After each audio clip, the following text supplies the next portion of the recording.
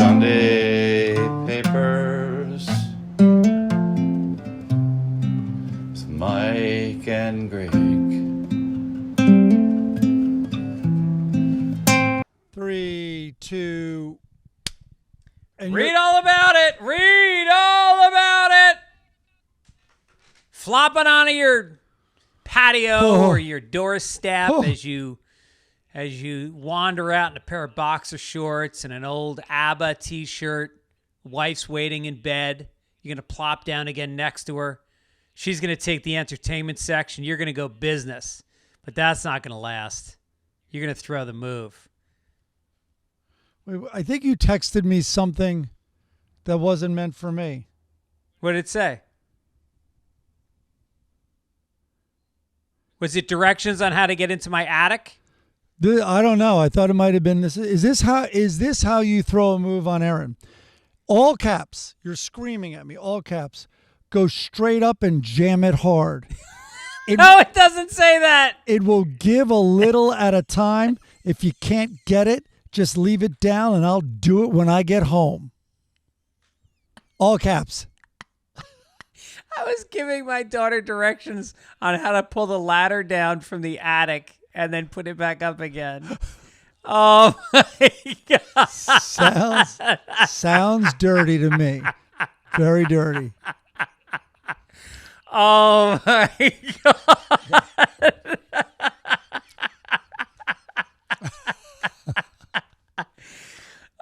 Why are you screaming at poor JoJo? We're starting the podcast, and then there's a text from you that wasn't there a couple of minutes ago. Oh, my God. So funny. All right. Well, will you forward that? Don't forward that to my daughter. Let me rewrite that one in a little while. Just copy it. Copy it off of our text chain. No. Yeah, she's coming to New York. She's working for this woman who's got her work. She's personal assisting somebody, and they need her to go to New York for a few days, which is kind of cool. How nice is that? I'm here now, been hanging out with my son and your daughter. I know. I got that photo so cute with everybody.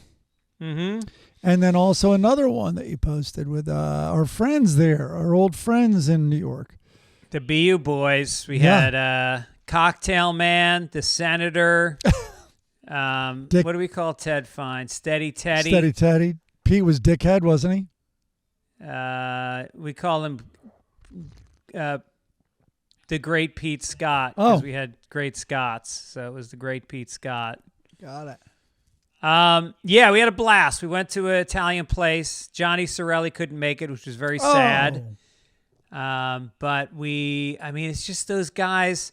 I wish this for every young person, that you can meet a handful of people, whether it's high school, college, whatever, and maintain a friendship for 40 years that you still feel like you can tell them anything, you can laugh your ass off, you care about their families. It's just, I really, really treasure it. Oh, totally.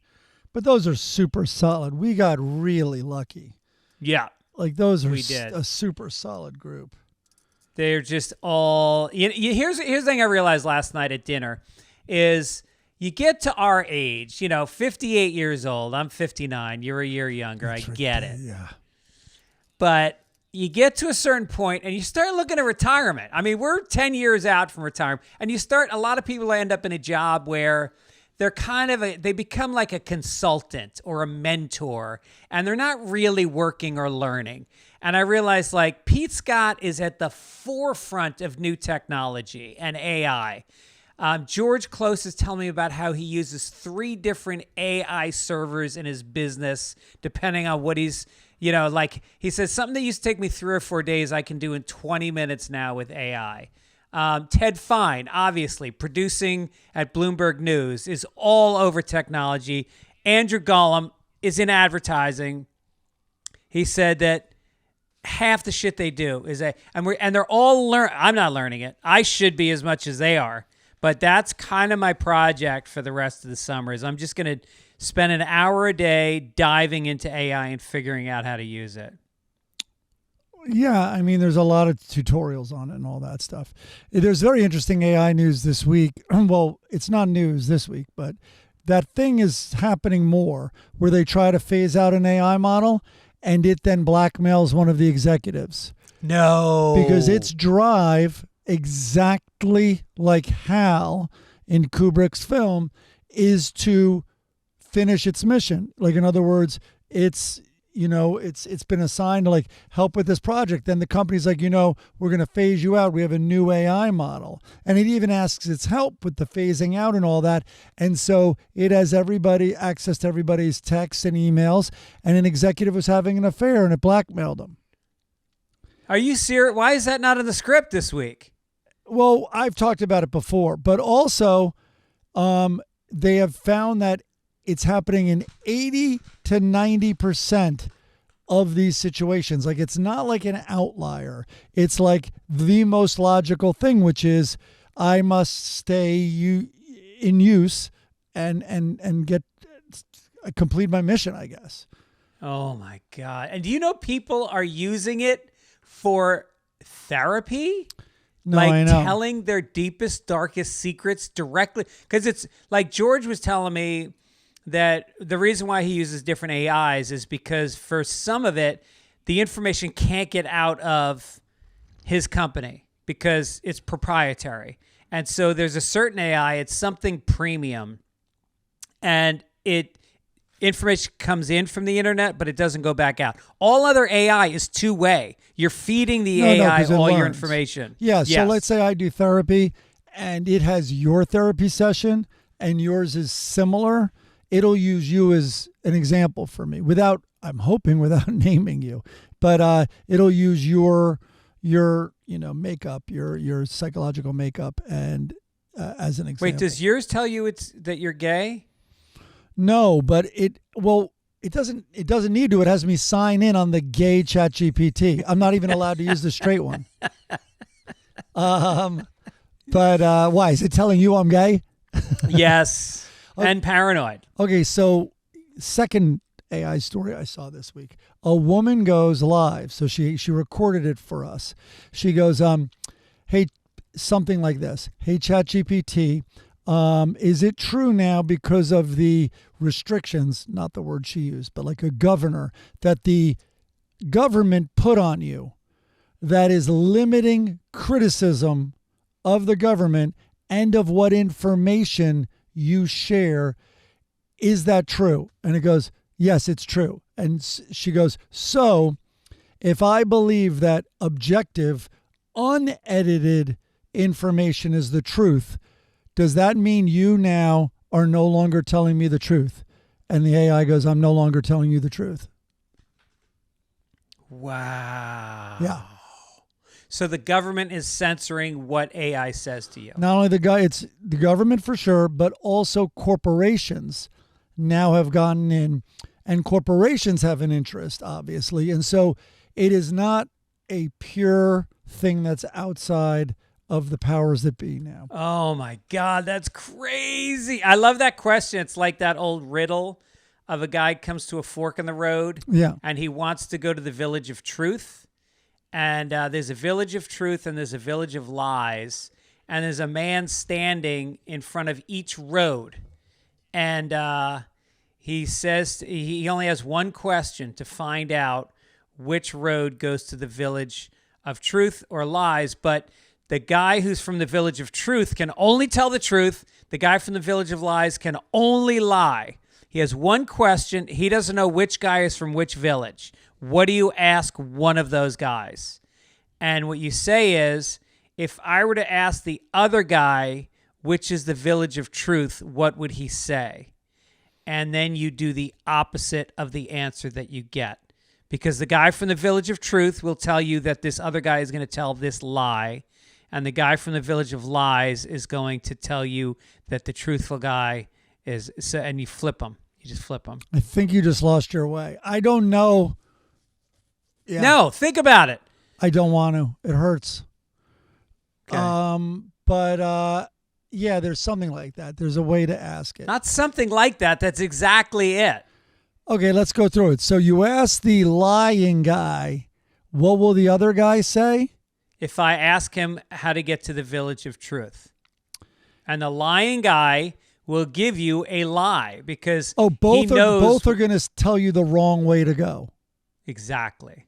I understand. You're right. That is kind of how you have to approach AI now, because it's a liar. Wow. Okay, it's an outlier. Last night I watched, just a short plug here. Olivia granted me the privilege of watching Cuckoo's Nest, One Flew Over the Cuckoo's Nest with her. That is a perfect movie. It's a perfect movie. And first of all, when you watch it with someone of her age, she's 20, you immediately, this is what happens, I don't know, in the first minute of Nicholson getting into the thing. He goes up and he goes up to the chief, right? And he goes, "Hey, chief. Okay, first of all, that's a sensitive area, calling an Indian a chief." Yeah. And then literally within one sentence, the person behind him goes, "He's deaf and dumb. He can't hear or talk to you about anything." Like, so deaf and dumb, those are out the window. And then Nicholson starts going, "Oh, whoa, whoa, whoa, whoa, whoa," and how, and just doing all of this stuff. And then never mind, Nicholson winds up in his interview where he raped a 15-year-old. I mean, what should we call it? What's that type of rape called? Statutory. Statutory, right? Statutory rape. And we're off the algorithm. Oh boy. So anyway, that's the discussion that they had. And he kind of defends the statutory because she was very into it. In fact, she was the aggressor, whatever. But it's like, Olivia's not buying any of this. Did she enjoy the movie? Yeah, dude, I kind of ducked out of the room for I guess wherever I am, it was going to be too much for me. And I didn't want to I affected her by leaving the room anyway. But I would have been a mess. Yeah. That's a tough scene. But I think, I am not even kidding you, Danny DeVito it's his first movie. It's because Michael Douglas and he studied at this acting place in Waterbury, Connecticut, I think. And Danny DeVito is so amazing in this. And by the way, looks like a young Dave Attell. He does. Yeah. Yes. The reason why that ending hurts so bad is because they show you the joy that they are capable of when he is their leader and he when they go out on that boat and you see how happy they are. That's why it's so crushing at the end. No, and it's so by the book. It was early for this stuff in popular literature, but of like the Christ figure. Like literally taught them how to fish. They're his disciples, and then also Billy turns on him. That's his Judas when Nurse Ratchet's like, "Who forced you in here with the woman?" And he goes, what's his name? I'll get in a minute. Anyway, Nicholson's character. So. But McMurphy? No. What? McMurphy, yeah, R.P. McMurphy. So he, when they're fishing, he goes, "You're not," he's like, "You're not crazy, you're fishermen." Like, he's always taking their side. And he's like, "What?" And he goes, "Yeah." And he goes, and he a couple of times tells them they're not crazy. You're no more crazy than the average jackass out on the street and all that stuff. But the best was when the head of the docks comes out to the boat, like, "You're not taking this boat." I was like, "Oh, no, we're from the mental institution." And he goes, that's Dr. Martini. And they all puff up their chest. He's calling them all doctors. He's like, and he goes, "That's Dr. Scanlon, famous Dr. Scanlon." And he looks, and the guy with the beard looks, and then I'm forgetting, Harding. He goes, "Mr. Hart," the guy that Nicholson doesn't like. He's like, "Mr. Harding." He's not a doctor. It's the best. It's so good. Yeah, and the book, I read the book before I saw the movie, Ken Kesey. Oh. And the thing is about that book is it was literally turned around the mental health institution complex that was going on where they were just drugging and doping patients, abusing them. And Ken Kesey went inside and he learned all this stuff about the mental institutions, and there was a huge reaction to it, and it changed things. Last thing on the actors. These actors, and I remember Tom Hanks had that movie, I Am the Captain Now, and at the end they had a woman come in to talk to the actress who was going to play the nurse who was intaking him and after his trauma. And I remember watching the movie and being like, she is so good. It turns out they used the real nurse. And they like, can you just do this scene with Tom? And Tom's just going to be very upset. We're not even going to like tell you, you go through your protocol. They did none of that for Cuckoo's Nest, but I am telling you, the head of the guy who kind of does his intake and he has a picture of fishing that McMurphy like comments on, that guy, it's like, I don't know what kind of acting that is, but it is void of any smell of acting. Yes. And same with Nurse Ratchet's nurse assistant and so many of the people in the ward. It was crazy. And I'll just say this. One thing I see something new every time I watch it. The eyes between McMurphy and Nurse Ratchet are so fascinating. Their looks, because it's a slow, smoldering build of who is going to have the upper hand here. And their eyes are just amazing. And it's so sad watching it with Nicholson. That adds a layer to it. I mean, what a walking gem. I mean, just the angles on his face. And he does a lot of, which I think is appropriate, kind of like mugging and all that, because I think McMurphy would do that. Like he's a spectacle, Yeah. Oh, God. There's a Russians TV show based on that called Ratchet, and it's from the point of view of Nurse Ratchet. Yeah. Starring Sarah Paulson, who's incredible. And it's worth watching. It's got Sharon Stone's in it, Cynthia Nixon. They did the same with Clarice. It's kind of a thing that they're doing. Yeah. Yeah. And then there's that book out now called James, which is Huck Finn told from the point of view of N-word Jim. So, I know you told me earlier you like love any book from the N-word point of view. Okay.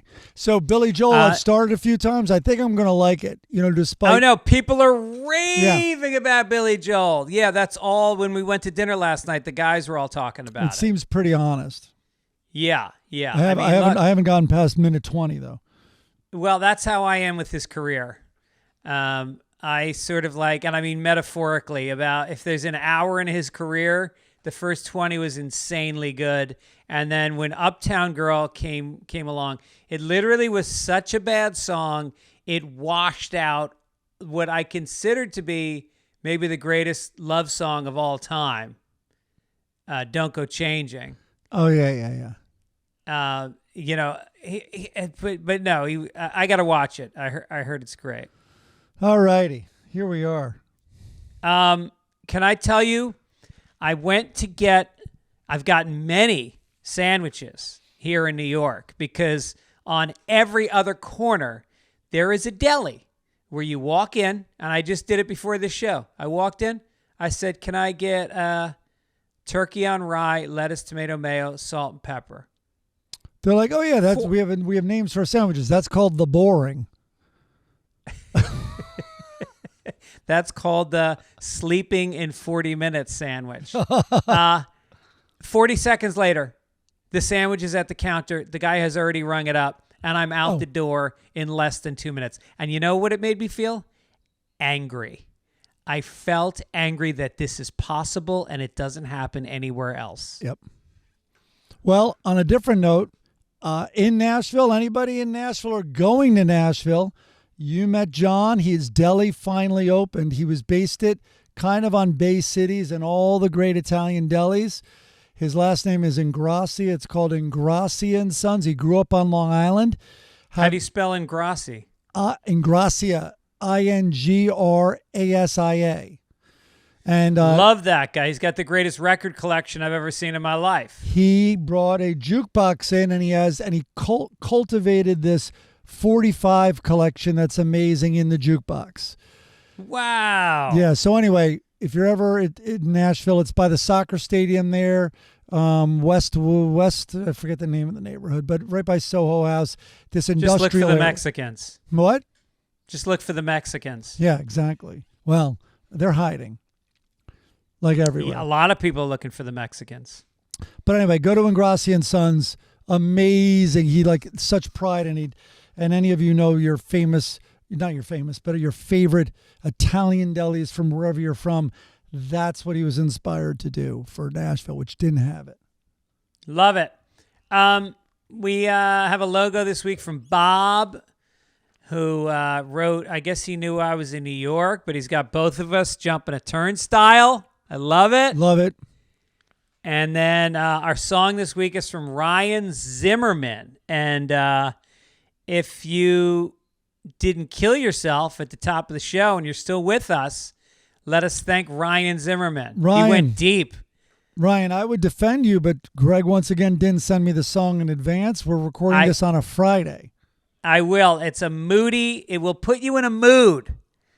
Speaking of which, we are looking for songs, actively soliciting music from our listeners. As you know, it's been 5.5 years. We've done a different theme song every week. Incredible. Incredible. As Thank Ryan did everybody for us for this that. week. It's a gift to us. We always appreciate it. If you can, send it into fitzdogradio@gmail.com.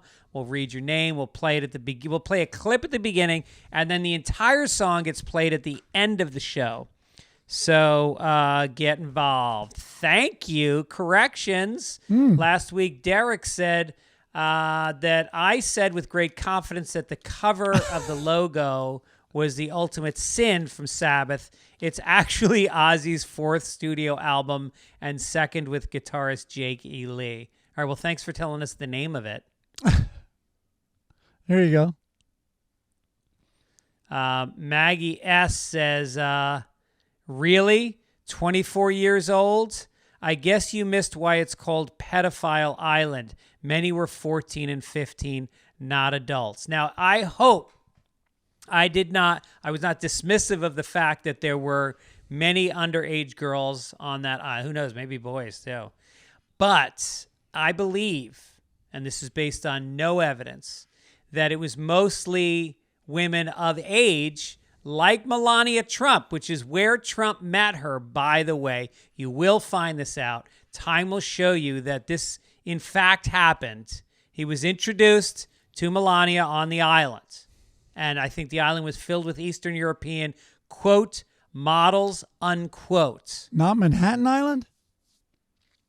Nope. I don't even know how to ask this question. I certainly won't be asking ChatGPT. Do you think, so like there's a percentage, whatever it is, of homosexuality, right? So do you think with pedophiles that the homosexual number is higher as compared to heterosexual? No, I've looked it up. It's exactly the same. There is not a higher incidence of pedophilia with homosexuals than there are with normal people. No. Right. That's what I mean. I don't know how to ask the question. No, do you think there's a higher percentage? So there's kids being slept with, right? That's a gross number, literally and figuratively, of or both literally. Gross number. There's a big population of kids that are being slept with. Do you think boys being slept with by men is a higher percentage? You know what I mean? Then what? Then girls being slept with by men? No, of course there's going to be more girls, but I think it's higher than the homosexual rate. You know what I mean? Like, in other words, I think there's a disproportionate number of underage male victims. As opposed to female victims?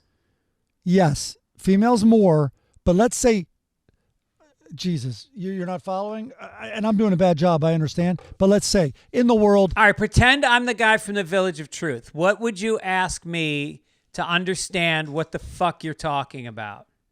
So, what would you say? Homosexuality is 7%, right? In the population? Yeah. Yes. 7%. 7%. Last time I checked last night, and it was about 7. 7. So let's say there's 1,000 kids being slept with, right? That would be that would be 70 by men.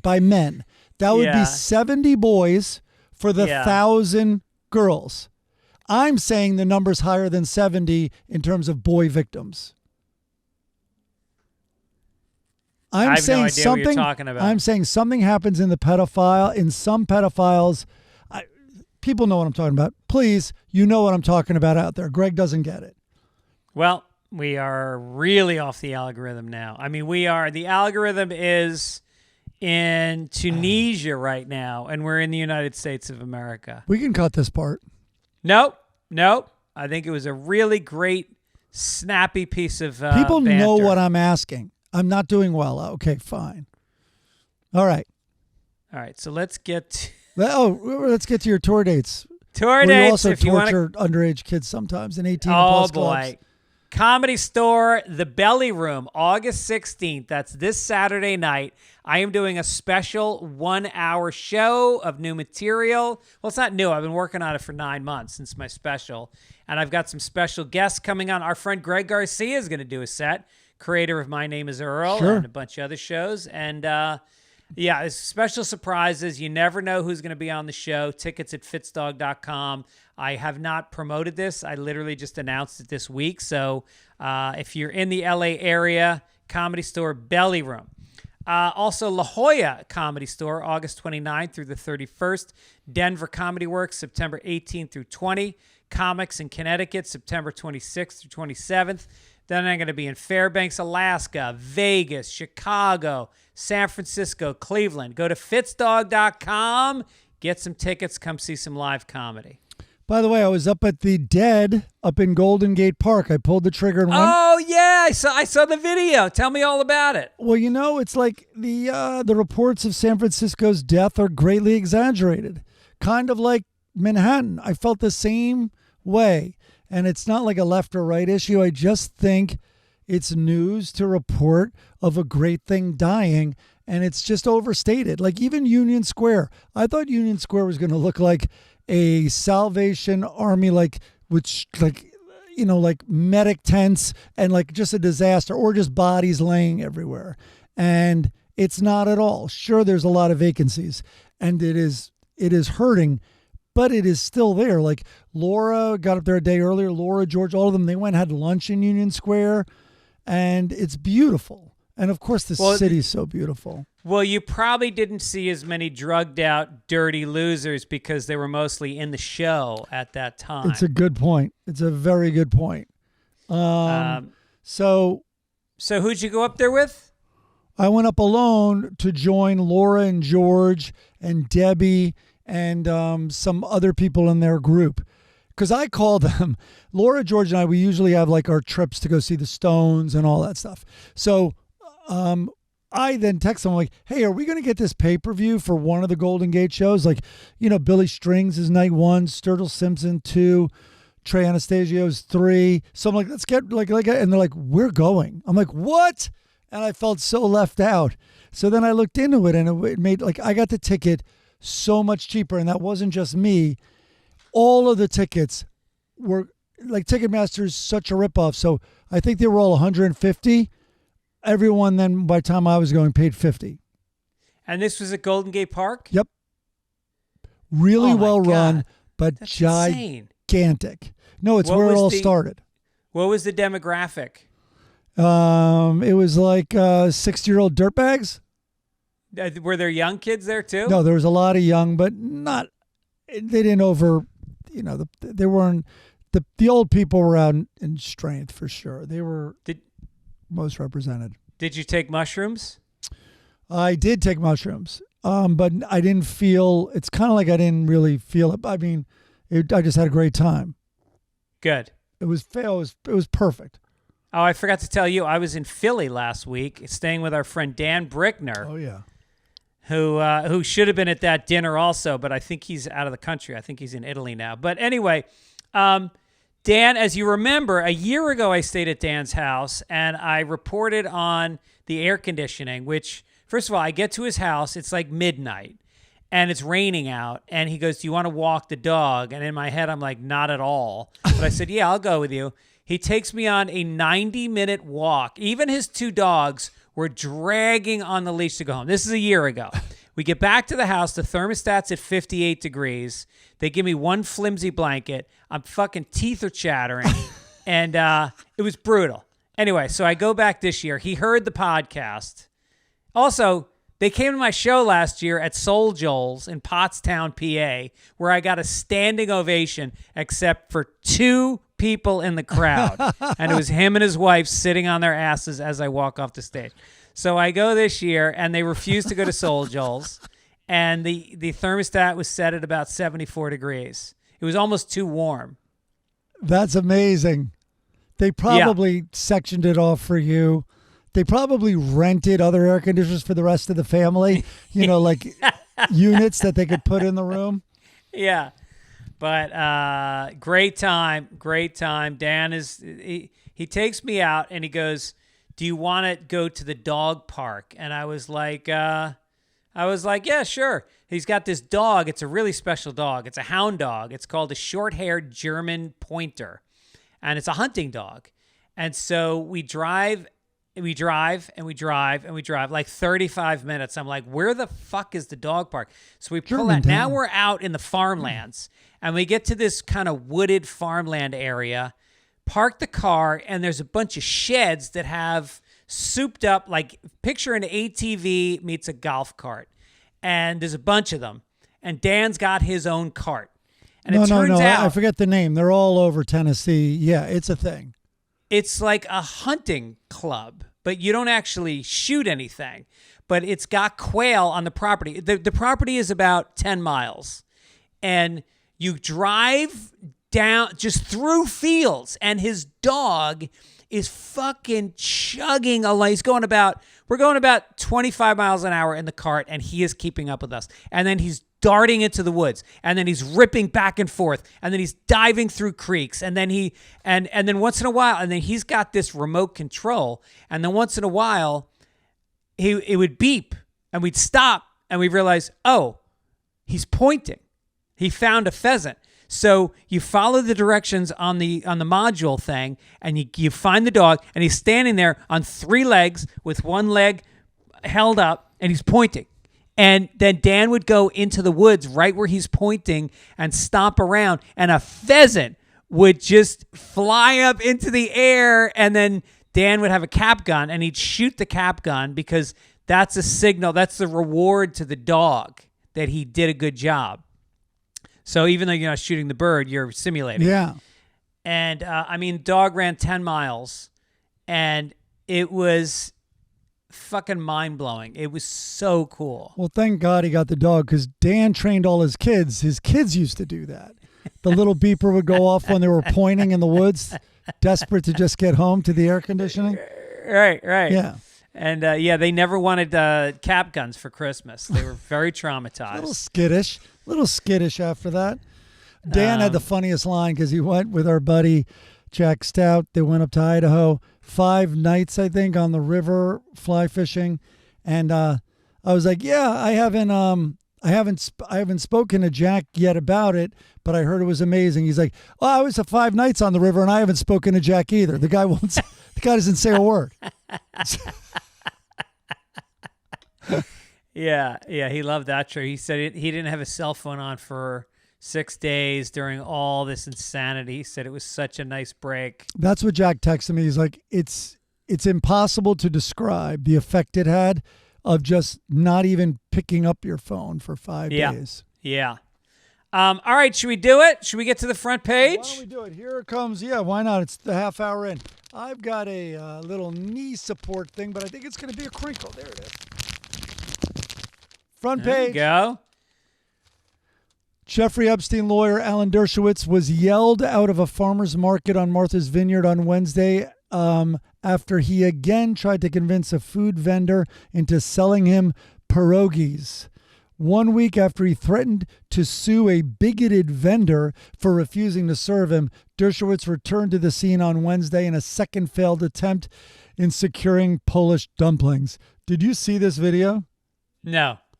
He might be the most annoying human being in the world. Oh, and the most deeply entrenched in the Epstein Island. He, for sure, like the woman who killed herself specifically said she was raped by Alan Dershowitz. So here he is, quote, allegedly. I should say allegedly. Well, she didn't allegedly say it. No, she said it. Quote, I'm here in an effort to try to restore community and to ask you to sell me a pierogi in the interest of keeping the island together so we don't have to have 2 pierogi stands. One for, listen to this dick, one for anti-Zionists and one for people who will sell to anybody, Dershowitz told the vendor. So I'd ask you to please just sell me one of your products to show that you're prepared. He's filming himself with this fucking virtue signaling and all this stuff and shaming her. And one for people, show that you're prepared to sell to anybody and not allow your anti-Zionism to decide which people you'll sell to. After people stepped in to defend the vendor, Dershowitz accused them of supporting bigotry, prompting other attendees at the market to yell at him. As the vendor pleaded, please do not bully us. Please do not call us bigots. Dershowitz shouted, you're the one who won't sell me my pierogi. Wasn't that a Janet Jackson song? It's my pierogi. No, yeah, my prerogative of, what's his name? Oh, I'll get it in 10 minutes. Bobby Brown? Yes. Yeah, that's what I meant. This is a guy who he defended Epstein having children on an island, and now he's going to need a lawyer to defend him for being a child on an island. That's what I said. This guy always gets in trouble when it comes to women on islands. Yes, I know. He should stay away from Gilligan's Island because there's a couple fucking women on that one. Ginger. That'll get you in trouble. Ginger will get you in a lot of trouble. Mm-hmm. I told you that story about one of my dad's friends was dating, is it Tina Louise? Yeah. Who played Ginger? No. Really? Yeah. He was dating her in New York, and then my dad, so I didn't know that. My dad, how old was she at the time? She was pretty old. Hard for me to judge. I was maybe in my I was probably in my late 20s. Anyway, we're at a restaurant. I don't know any of this. We're at a restaurant. He goes, oh, there's my friend. And he goes, oh, you may know his girlfriend. She was in Gilligan's Island. I'm like, what? And I look over and I could see it's her. So I, to be funny, go to my dad. I go, yeah, I had some formative in teen years. I had some formative moments with her in my imagination where I kind of became a man. And he laughed. So anyway, we go over and meet them. And he goes, my son just told, and I'm like, that's not happening. No. That has not fucking happened. And he goes, you were a big part of his formative years in sexuality as a teenager. And I'm like, oh my fucking God. And it's not like my dad's really funny and he was doing that like with a crazy, like Bill Murray would do it. Yeah. I think he just wanted to say a compliment to her, and that's what came to his mind. How did she react? She was like, oh, yes, and she could tell. I didn't even look at her. I just looked at my dad as I shook her hand. And I mean, it was something out of like now, Curb Your Enthusiasm. It's insane. Oh my God. Yeah. That's amazing. I always think about that. Like the guys that scoop up, the Tina Louises when they're in their 70s. And just to say that you had, like Elizabeth Taylor, Yeah. I know a guy who had sex with Elizabeth Taylor when she was quite a bit older. He's an actor, friend of mine. Well, it's like the gay guys who sleep with Liza Minnelli and marry her. Right. Same with Elizabeth Taylor. You're right. All right. What do we got? A request from Vice President J.D. Vance led to a temporary rise in the Ohio River water levels to accommodate his family vacation. The Army Corps of Engineers said that the Secret Service filed the request, citing the need for support for a safe navigation to accommodate his bodyguards. Newsweek confirmed the timing, Vance's 41st birthday. They said the Secret Service conducted operational planning to ensure that motorized watercrafts could safely, appropriately, whatever. Vance simultaneously lowering the bar and raising the water. And then the high river level wiped out 3 camps of children. Meanwhile, Texas is like, Vance, please don't vacation with your family on any river trips in Texas, please, please. Yeah. But this doesn't sound too hillbilly to me. Raising a river level? Right. The hillbilly estuary? What's it more like? Oh, there you go. I was trying to tee you up on your silly little punchline. Silly little wordplay? Even though my last joke was wordplay too. I'm very wordplayy today. I've been good. I've had some good little quick wordplay here in New York. New York makes me much more creative and quicker and sharper than when I'm in LA, without, not even close. All right, so a funny thing happened in San Francisco. Debbie, who's from LA and champions LA, she loves the vibes. You know Debbie, we call her Rock and Roll Debbie. Yeah. And so when we're up there, we're so impressed with the city. And then we're out after the show. We go to some bar. And she's like, I'm going to say it. And we're leaning forward. She's like, I'm going to finally admit it. She's like, I think San Francisco is classier than LA. And we just howled. We're like, oh, you think so? Yeah, we think the city that grows up in flip-flops.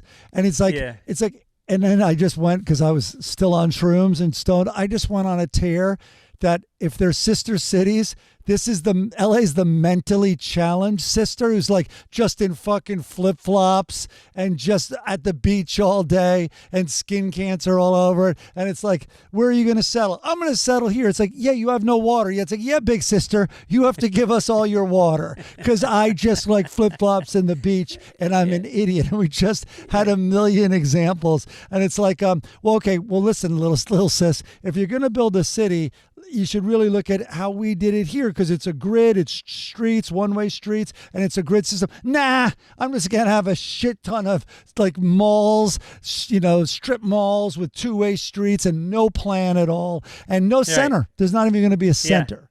Yeah. Right. And now in the modern days, LA's the one going like, hey, we got all the actors and we shoot all the content.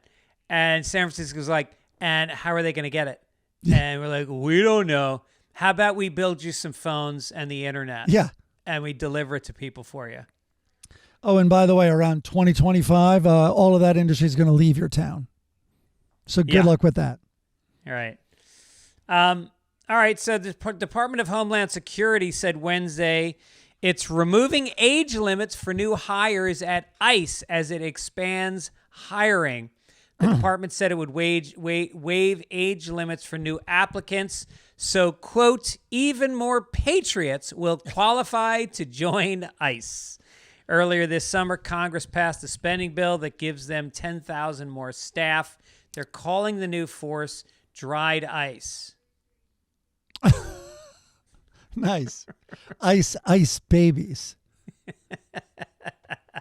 It's amazing. They call them patriots. These are fucking goons that have magazines delivered to their house with chicks in camouflage. And they are bouncers. They are being paid $50,000 bonuses to sign up. And then I heard there's like $1,500 bounties on everybody that you bring in. They're getting rich. And they're beating the shit out of people, and there's no rules, and they can wear masks and take out all their aggressions on these fucking innocent people. Well, now when they raid like a bar, like, get the F out of here, get out of here. It's like, well, he's like, no, it's because you're 18. You have to be 21 to be in here. Yeah, right. I know it used to be that the New England Patriots gave the word patriot a bad name. Yeah. It's flipped. I think now patriot, like a patriotic, is giving the New England Patriots a bad name. Yeah. That's what happened. How about fucking Pittsburgh took your Aaron Rodgers? It's dawning on me that they're serious. Like Aaron Rodgers is literally going to take the snaps this year for Pittsburgh. Like, good luck. I mean, where is the fucking pool? Where can I place the bet on this team being under 500, under 300 this year? You mean Jets-like? Yes. Exactly. All right, we got an ethical question coming your way. Oh, wait a minute.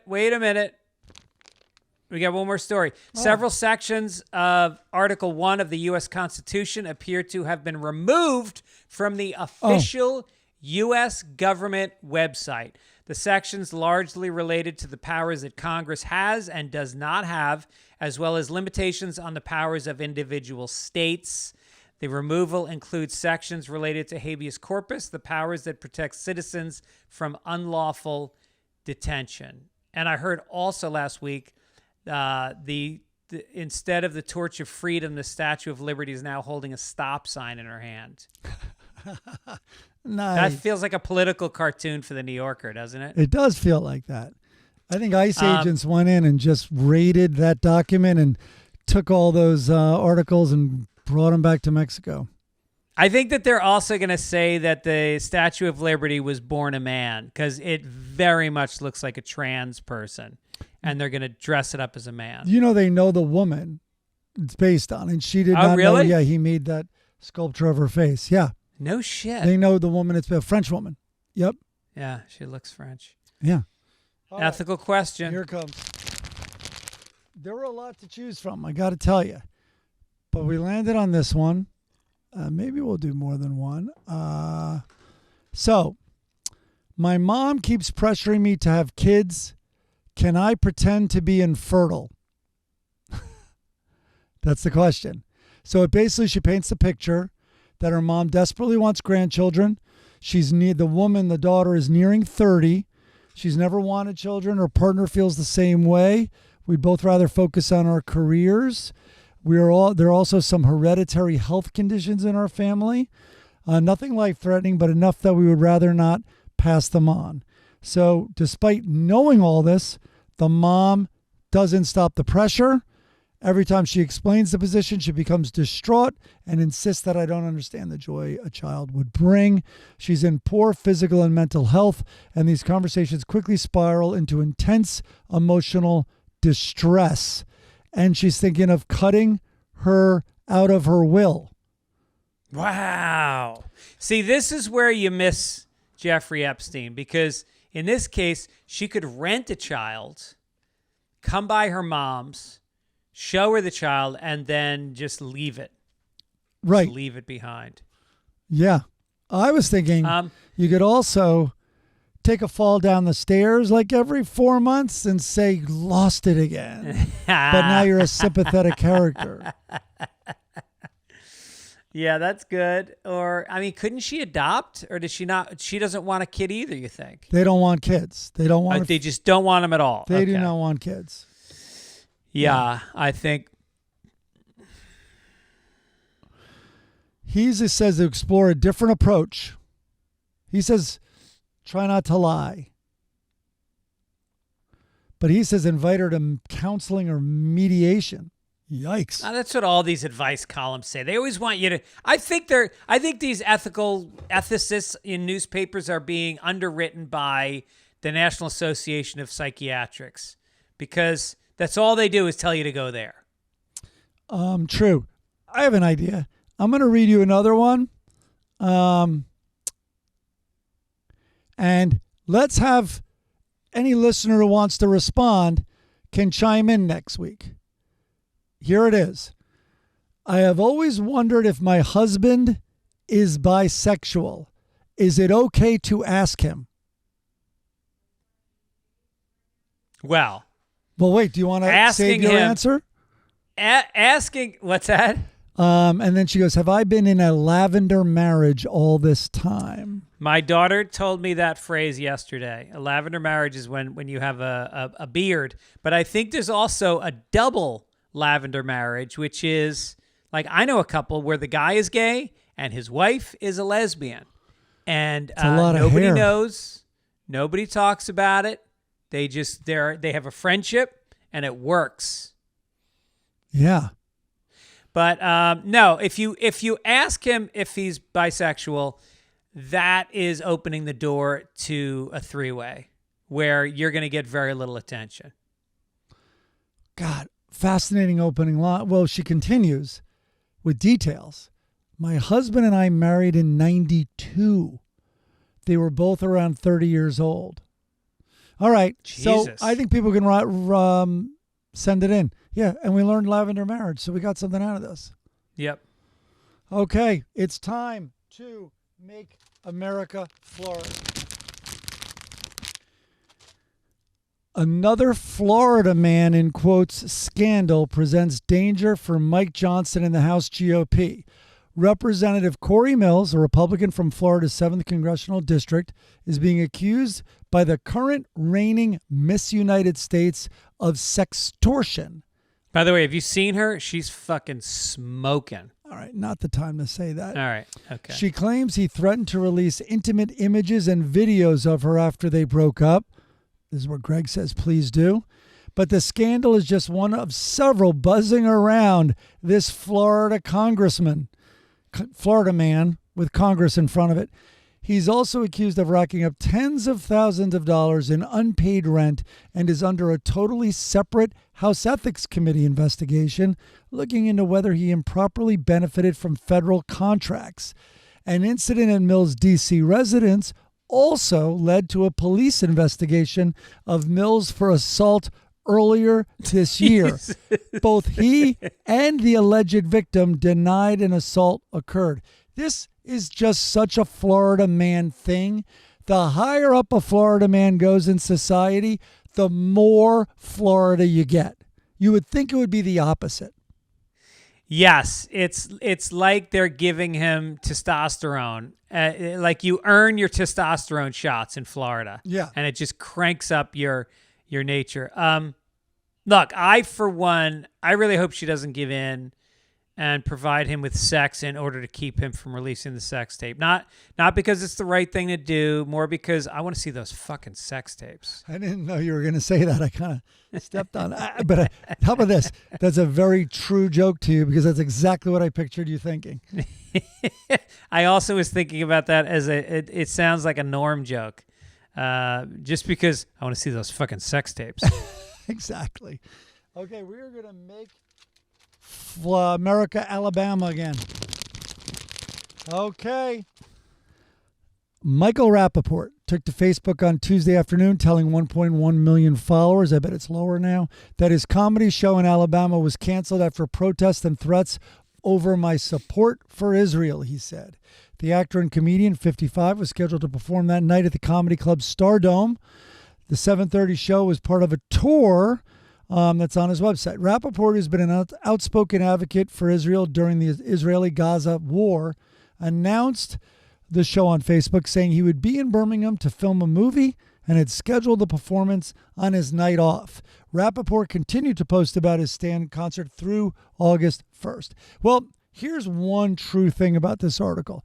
He does most of his nights when he's off, from what I've seen of his stand-up.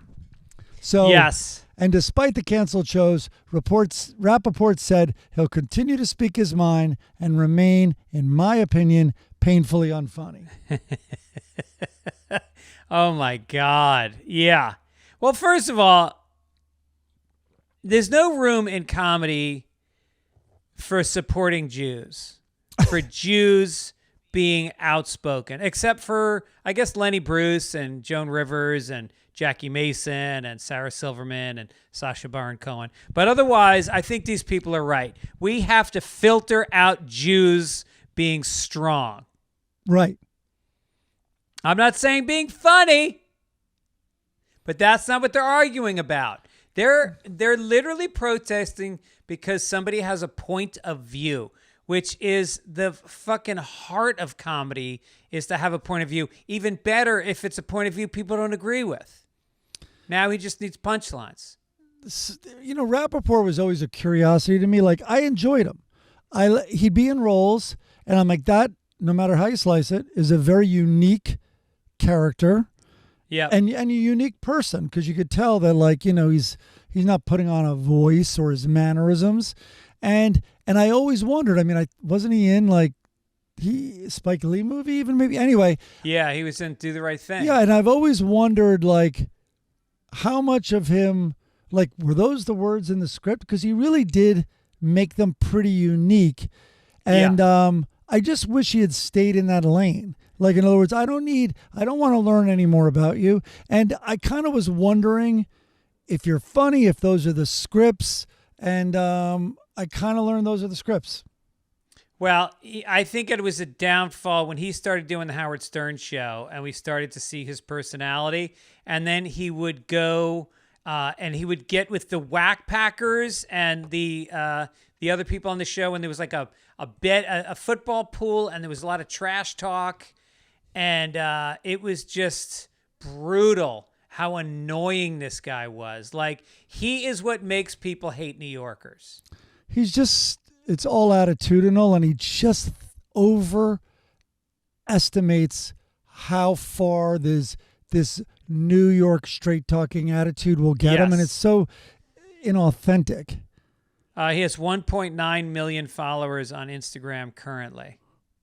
Yeah, they were saying this is on Facebook, which maybe is they're saying the same thing. But it's just he has a lot of like puffing his chest out, and then and you're waiting for a payoff. You're always waiting, and then all of a sudden one day he switched from supporting kind of like Democrats there, and he hated Donald Trump. I think you would call him like pig fuck, and again he would just use the same phrase over and over and over. I guess someone like in his comments said they liked it, and all of a sudden then it was like, I'm supporting him because of Israel.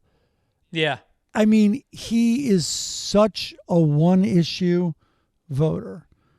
So, anyway. I'll tell you what, being in New York, Jewish people in New York, if I can generalize, are way more adamant about the crisis that's happening over there right now than Jewish people. I think there's more of a religious component to Judaism here, and I feel like it's more cultural in Los Angeles. But the sensitivity to it, and people, the great thing about New York is people will have it out. You can discuss, you can argue, people, go back and forth about shit. And in LA, you bring it up and people just shrink back and they don't talk. Right. Yeah. Yeah. I say that as your Jewish daughter comes to New York. I just, you'll see the change, Mike. By the way, we were walking through the East Village the other night, and we're walking down the street, and Erin looks up, and her face lights up, and it's Sophie sitting in a bar. No. Like, with a window. Yeah, it was like a window looking out on the street, and they saw each other. And she came out. She was sitting there with her friend, some guy that she's known since college, and he moved down there with her. They're just friends. They're just friends. All right, easy. Yeah, everyone calm down. Yeah. Okay. And then she came to my comedy show. She came to this. She said, "Do you know anybody at the Comedy Cellar?" Which was her way of saying, "Can I get free tickets to the Comedy Cellar?" So I said, "Yeah, I work there." And so I invited her. I had a show on Wednesday night, so I invited her out. And she sat with Owen. She brought a friend, and they had a blast. Although I had to follow a guy who is a black guy who puts on a blonde wig and does a Trump impression, ending with him singing YMCA with the crowd at the end. And then I go on. And he crushes. That doesn't sound like it on paper. Nope. But she's asking for free tickets. She's Jewish. You already established that. Let's go to sports. Here we go. All right, go. You've been reading a lot. Yet another sex toy was thrown onto an NBA court, this time in the closing seconds of a whatever game. With just 6 seconds remaining in Chicago on Thursday, play was momentarily stopped after a purple toy was thrown from the stands, the fourth in growing lists of recent copycat incidents. According to front office sports reporter Colin Saleo, a second sex toy was thrown on Thursday, but only made it behind the Dreams bench. Before getting stuck in someone. Yeah. The official said to get rid of the dildo, so they threw Angel Reese off the court. Well, I've seen a couple of these happen, and the women have thrown the dildos back, but completely missed the crowd. They're called air dildos. I think we have our clip for the week. Oh, boy. All right, what do we want to do here? Let's do Should we move on to? Let's move on to This day in history. This day in history. Here it comes. Here it comes. All right, let's see. Let's look up the website and see what's there. I'm kidding. Okay, we got. You'll know this one, so I'm only going to give you 1 year. American serial killer David Berkowitz was arrested after Son of Sam. Son of Sam. He was arrested after murdering 6 people in New York City and plunging the city into a panic. He later confessed and was sentenced to 365 years in prison, but he was arrested on this day in what year, give or take 1 year? Well, the murders took place in the Throgs Neck section of the Bronx, which is where I lived for the first 7 years of my life. And so I know it well.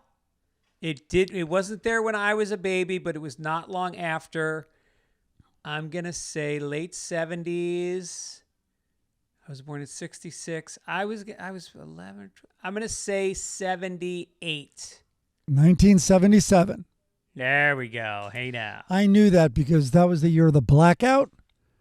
And right. everyone lost their shit. And the Yankees won the World Series. Did they win in 77? Yep. 77. Oh, yeah, they yeah. won. 76, Reggie they lost to the Jackson. Reds. Right. Mr. October. Sunset Boulevard, considered one of Hollywood's great films, had its world premiere on this date in what year, give or take? I'm going to be generous. 10 years. Sunset Boulevard, film noir, black and white, 1951. Look at you, 1950.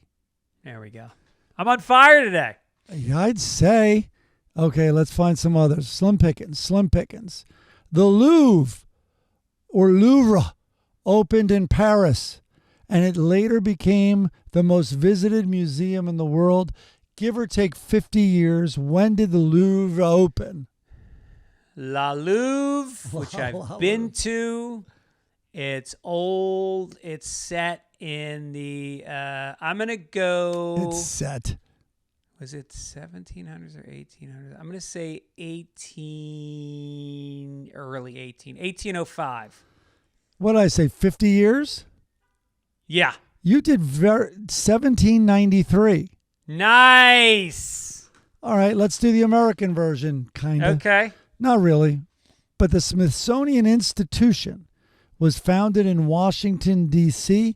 by the U.S. Congress with funds bequeathed by English scientist, I didn't know that, James Smithson. So the Smithsonian, I didn't know any of this history. When was it founded, the Smithsonian Institute? Give or take 30 years. 1870. You did it again, 1846. No. Yeah. Woo!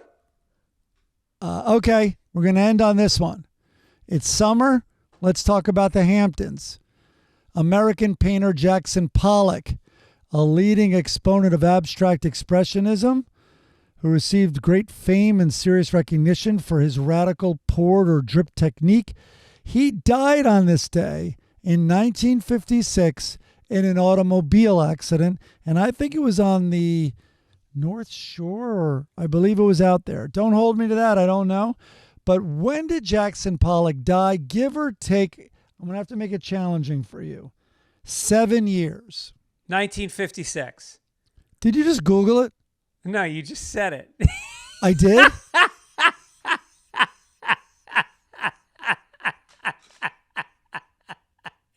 You got me.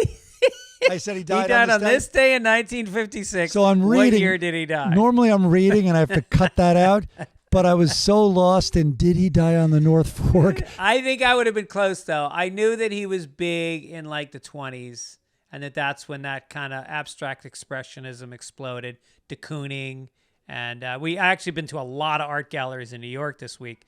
Went to the Frick yesterday, which is like the Masters, you know. I've it's never like, been.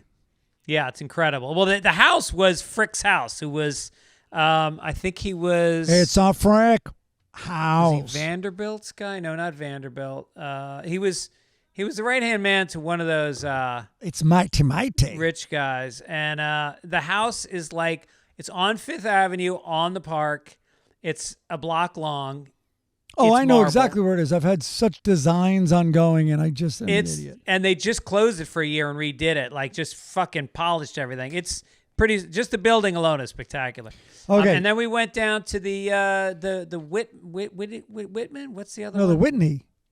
The Whitney. Went to the Whitney earlier in the week, which was By the High Line. Amazing. Yeah. Yeah. And then we walked on the High Line afterwards. Yeah, they moved it down there. It's incredible. Okay, then Yeah. fine. I just read a date. What a brain fart. But we are going to do a New York one to close it out. Cool one.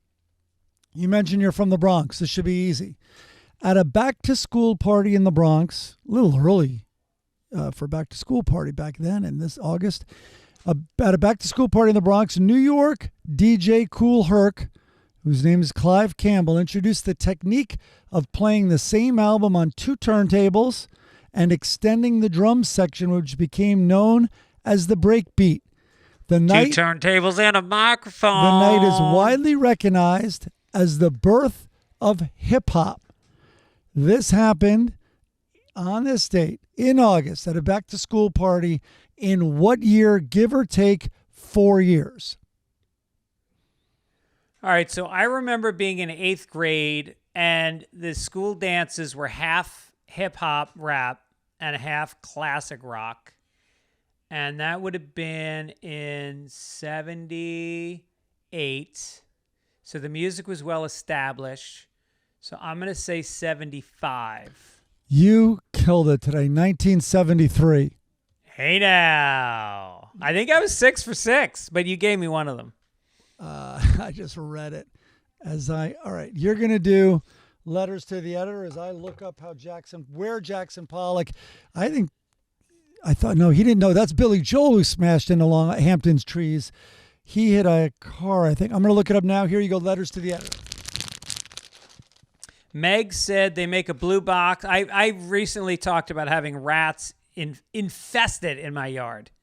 Yes. They make a blue box that has electric pads, not messy, use over and over. I learned about the baiting without setting trick from you. Yeah, you bait it, you don't set it, you let them eat it, you let them get comfortable, then you set it.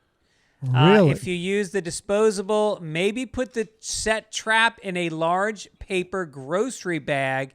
It'll obscure the mess. I fucking love that idea.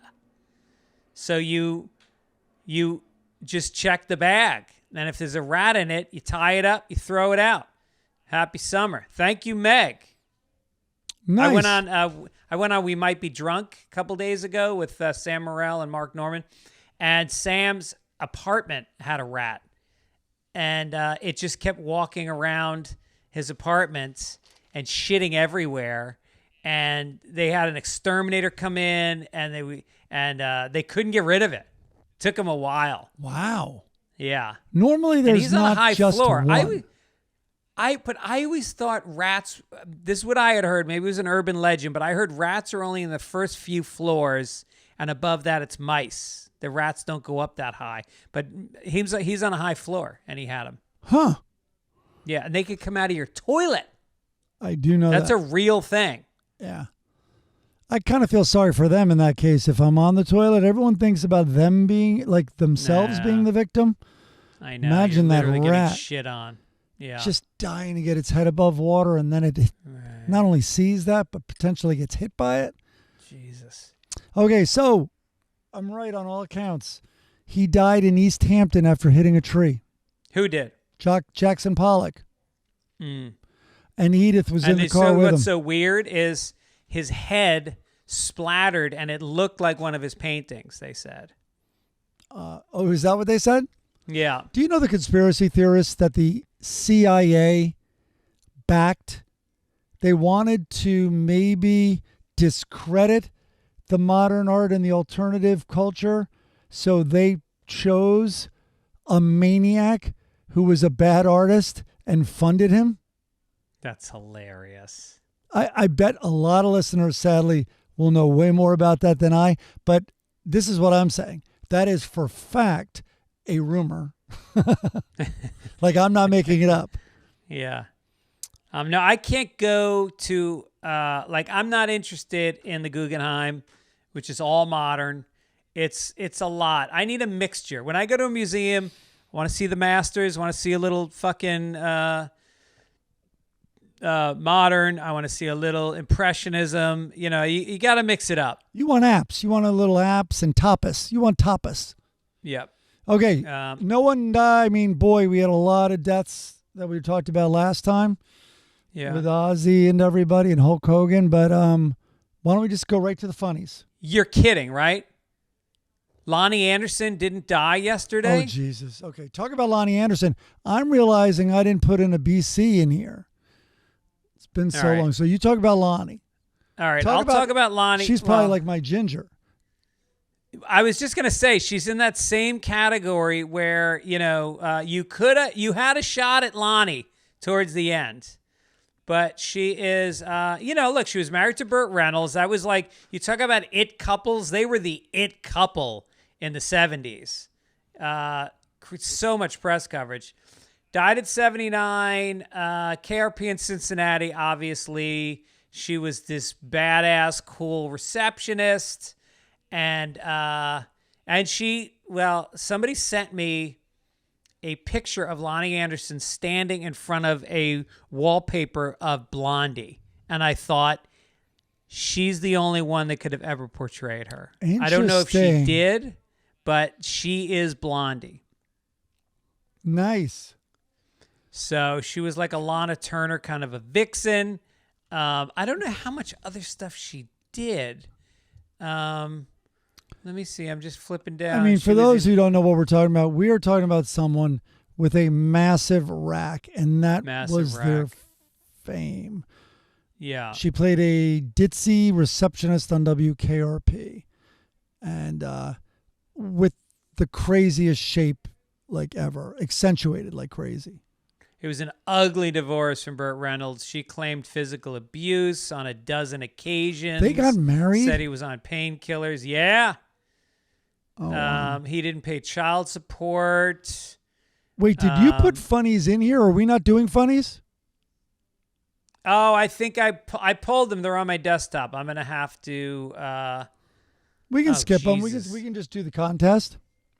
Should we? Yeah, let's just do the contest. I'm looking at the BC I found. It's not. I just put it in. It's not that good. Okay. Oh, God, she got a breast reduction. What a bummer. What a way to go. She could have sold. She probably could have sold the film. Oh, the my stuffing. God. If only OnlyFans was around. All right, let's get to the fun. No, I'm going to read the funnies. First of all, we've got Hagar the Horrible. And Hagar's walking out the door, and Helga has a list, and she goes, Hagar, I have a to-do list to share with you. He goes, not right now. I'm on my way out. And she goes, in that case, I have a to-don't list to share. All right. And I think we know what's on it. I don't even think we have to say what Helga would like Hagar to not do for a change. To not come home with scratch marks on his neck. Oh, boy. Out of breath. Oh, that poor algorithm. Let's go to, let's cheer up a little Lockhorns. Leroy is sprawled out on his back on the couch, and he says, and she's looking at him with her arms crossed. He goes, I'm pretending it's a rowing machine. I like that one. That's good. And then finally, Blondie. Oh, wait, do you want me to do my BC? Yes. So it's 4 frames. First frame, it's the 2 guys, and one guy's the banker. He's leaning on a rock that says bank, and he is thinking about money. And the guy who's approached the bank rock is the little thought bubble is of a house. In the next frame, it's the man and the woman. She has a thought bubble. It looks very romantic. He's holding flowers. Her thought bubble is a diamond. His thought bubble is a heart. And then the third frame is there's the dog and the man, and both thought bubbles are of a big turkey leg, a delicious-looking turkey leg. And the final frame is they're both looking at a sunset, and he has his hand on the dog. They're both eating their giant turkey legs, and he's thinking, man's best friend. Huh. It's nice. It's nice. I like it. It's got a good vibe. It's a good summer vibe. Little turkey leg and a sunset. Seems like he likes his dog more than his fiance or girlfriend. All right, let's get to last week. As you know, we do the comic caption contest week in and week out. You guys send in your submissions for a little punchline for it, and then we read the finalists. The winner gets a koozie mailed directly to their house promptly, post haste. Not in a while. You know what? I'm going to do it this week. All right, good. Send them in, fitzdog radio@gmail.com. We appreciate them all. They don't all get in, but they're all worth reading, and we appreciate them. So 2 weeks ago. Oh, by the way, we should mention we took last week off, and many people were upset. Sorry about that. It's summer. I've been on vacation. Mike is on vacation too. Well, you're out of town with your family. No, you're running working around. actually, right? I am working, but wait, tell them about your AC situation currently. AC. Oh, so I'm at my mother-in-law's apartment, and I'm in the bedroom where the air conditioner blows and feeds into the living room, and I now have the door closed in the air-conditioned room, and it's 82 degrees out there. And they're dying, so we should probably wrap it up. So we took last week off. We're back. So 2 weeks ago, the comic, the one frame it's a Mr. Potato Head standing there, and it's clearly a male Mr. Potato Head because he's got a mustache, but he's got a wig, a woman's wig. He's got a woman's lips in his hand, a pocketbook, and high-heeled shoes on. And now the door is open, and Mrs. Potato Head stands there. She has her hands on her hips. She looks a little shocked and not happy, and he's talking. And he goes... he's wide-eyed, like busted. He's basically busted. So Lane from Denver said, I bet you think these lips are for my face, because he's holding them in his hand. Pretty good. Mike Nestor said... Idaho in this relationship, not you. Idaho. All right. Darren said Toy Store 5 has gone woke. Has it gone woke? Oh, because trans. Yeah. Well, I don't know, though. He seems mortified, but I get you. Don Porter says LGBTQP. Good luck with that. Potatoes. So another Greg said Idaho. Matt Usher said, just to give you guys a tip, the second one is a better version of that joke. Anytime you can make it shorter, it's better. Yeah. Now we have Matt Usher who says, Mike says, Jesus, Greg, will you hurry up? We're going to be late for story time with the tots. Okay. I think that was all working backwards from tots. Sean from Ontario says, so this is what it feels like to be a cunt. Okay. Darren Williams says, Julianne. My new name is Julianne. Ah. I think that's outstanding. Potatoes. Corey Mothershead says, Jesus, you reek of butter and sour cream. If I find any bacon bits in here, I'm going to do more than rearrange your face. It's like there's a joke in there somewhere. I don't know it, though. Huh. Bob says, Mr. Potato Head, indeed. Okay. Sean Johnson said, well, it wasn't going to suck itself. Yeah. I guess because he's got the lips in his hand. Yeah. That's pretty good. Kevin Robinson said, loose lips sink chips. I like it. I mean, so close. They're not chips yet, but yeah. Ron Dorvac said, don't look so surprised. Now help me find my tits. Kenny said, now I suppose you want me to become a fingerling potato? Mm-hmm. Darren Johnson said, aren't you a sweet potato? Is that a little sour cream on your detachable appendage? Okay. That's it. We'll wrap it up on that one. I like the... Idaho. You want to go with Idaho? Okay. I thought that's what you wanted to go with. No, I like the... Julianne. Julianne. My name is Julianne. Sure, both of them will not get a Koozie. Oh, stop. Don't say They're that. going to We both won't get a never do koozie. Come on now. Okay, they both get koozies. So Darren Williams, write in, and Greg, write in, and we will send you koozies before the summer ends so you can enjoy a cool beverage. Perfect.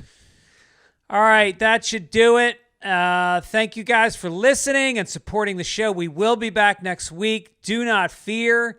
And tell your friends. Spread the word. Sunday Papers. We always need new listeners, so let people know you enjoy it if you do. And also, I will be at the Comedy Store in the Belly Room Saturday night, the 16th. Get tickets at fitzdog.com. Mike, anything you want to promote? Yes, man. One Flew Over the Cuckoo's Nest. Just There see. you go. Right. Okay. Okay, everybody. Take it eesh. Take it ish. Nice. Sunday papers. It's Mike and Greg. And news authentic. Greg is sober. That's why he takes Adderall and psychedelics.